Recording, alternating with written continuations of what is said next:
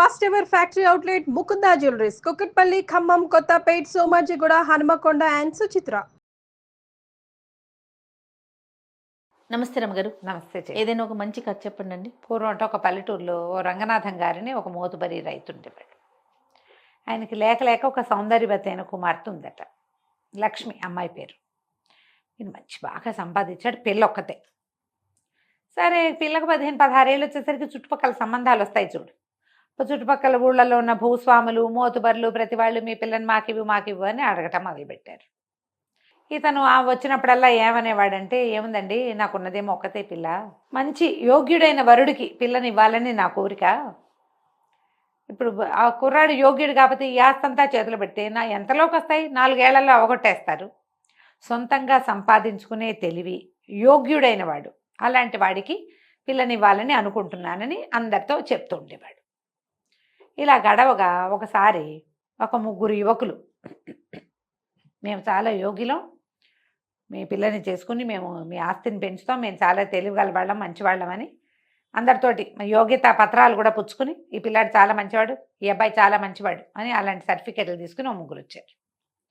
వస్తే సరే ఇతను 3 బాగున్నారు, 3 కాస్త చక్కటి వాళ్ళు, చూడడానికి బాగున్నారు, ఆస్తిపాస్తి ఉన్నవాళ్లే, మరి ఎంతో కొంత చదువు ఉంది, చుట్టాల పక్కాల్లో వాళ్ళ వివరాలన్నీ అందరూ సర్టిఫై చేశారు, వీళ్ళ అబ్బాయి మంచివాడు అని.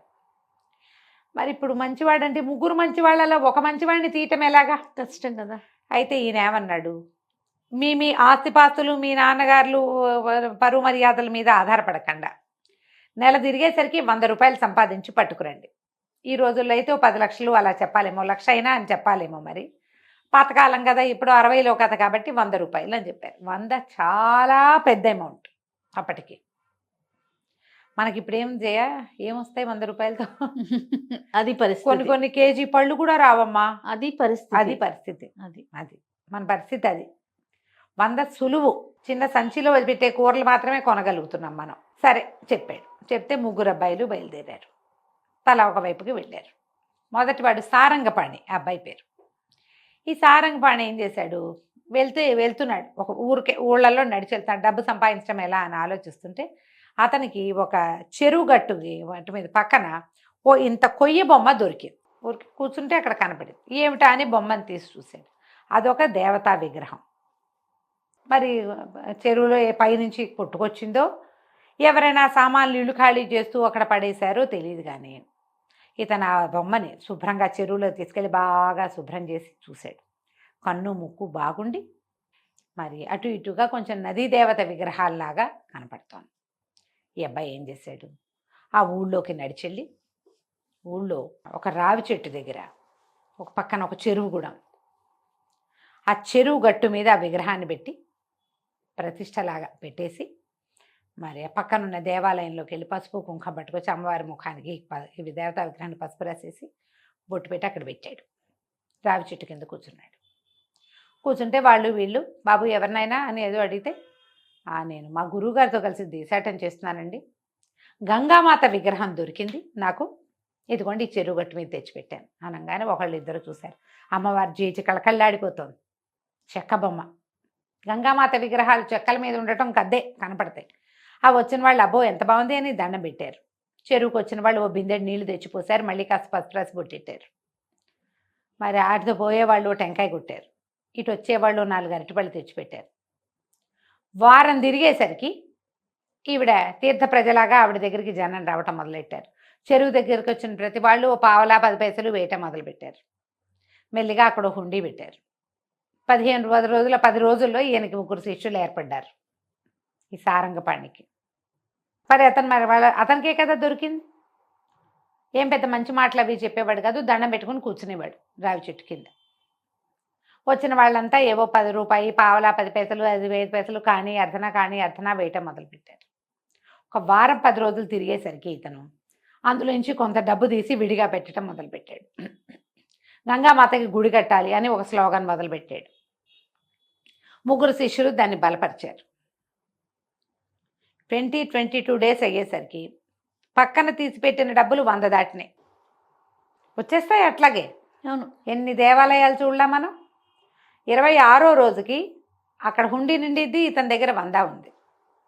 26వ రోజున ఇతను ఏం చెప్పాడంటే, నేను వెళ్ళొస్తాను నాయన, గురువుగారు స్వప్నాదేశం ఇచ్చారు, నన్ను కాశీ రమ్మన్నారు, అమ్మవారికి గుడి కట్టించే బాధ్యత మీదే.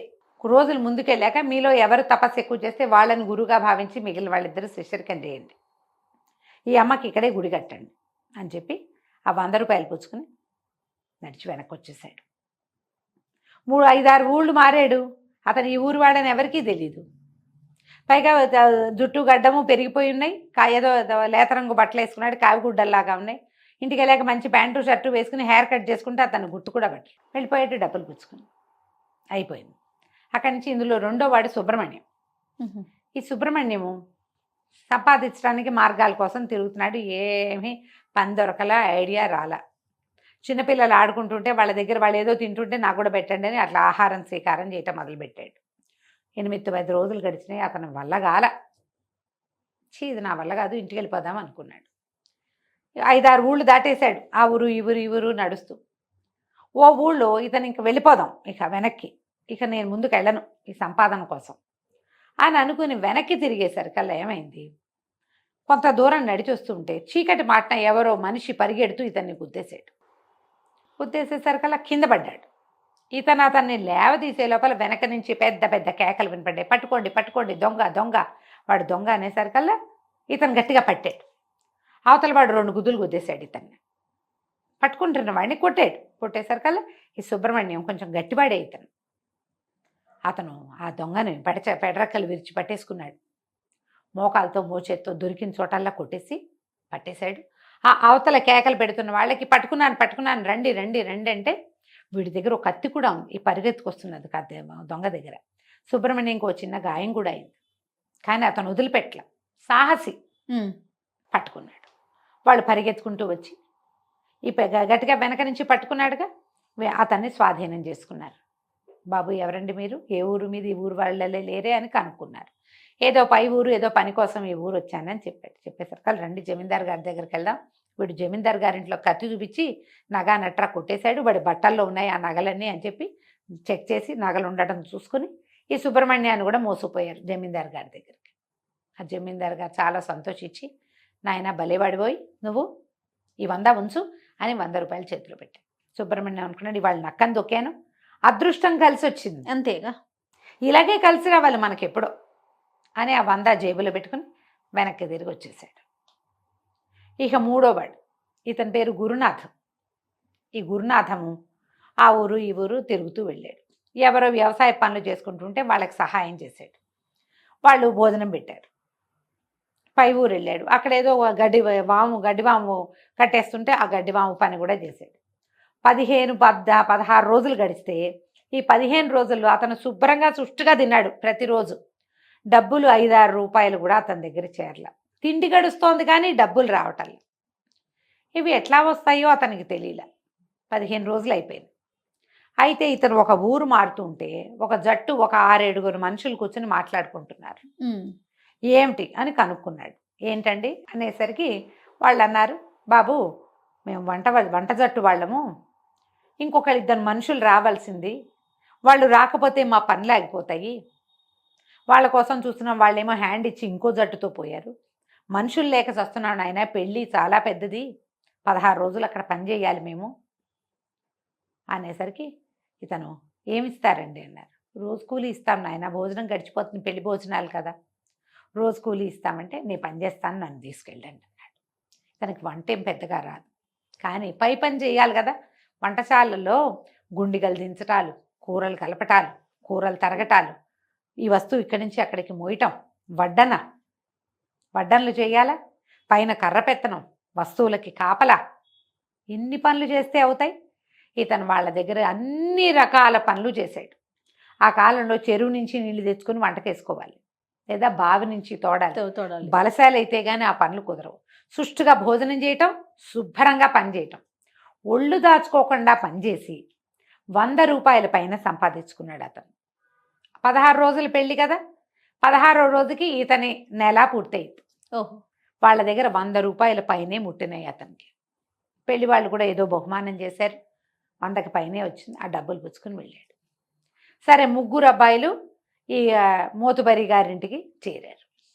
చేరితే ఆయనకి ముగ్గురు 300 ఇచ్చారు. నాయన ఈ డబ్బులు మీరు ఎట్లా సంపాదించారో చెప్పండి. 3 కథలు విన్నాడు. నిజాయితీగా చెప్పాలిగా. 3 కథలు విన్నాడు ఆయన. విని నేను గురునాథానికి మా అమ్మాయిని ఇస్తాను నాయన అని చెప్పాడు.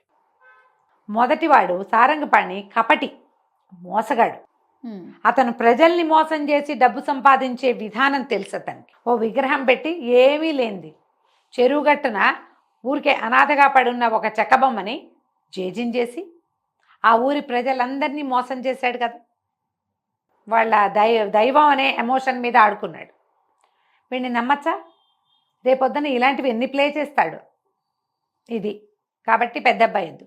రెండో అబ్బాయి కేవలం అదృష్టాన్ని నమ్ముకుంటాడు. అతని ముందు 15 రోజుల్లో ఒక్కరోజు కూడా పని చేయలే, ఎక్కడ ఆలోచిస్తూనే ఉన్నాడు.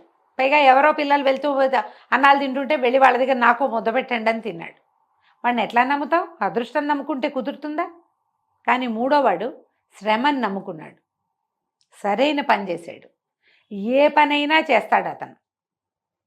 పని చేయగలిగేవాడే కదా బతకగలుగుతాడు ఎప్పుడు కూడా. వీడికి ఎప్పటికీ అడ్డు లేదు ఇక జీవితంలో. ఎక్కడైనా ఇతను పట్టుబడిపోతాడు, దొరికిపోతాడు, చెడిపోతాడు, ఏం లేదు. ఎంత చెడిపోయినా పని చేసుకుని బతకగలడు. అందుకని అతనికి మా పిల్లని ఇస్తానని చెప్పి వాళ్ళ అమ్మా నాన్న కబురు చేశారు. యోగ్యతా పరీక్ష ఈ రకంగా పరిణమించింది. కదా కంచికి మనం ఇంటికి. బాగుంది. నమస్తే. నమస్తే జయ.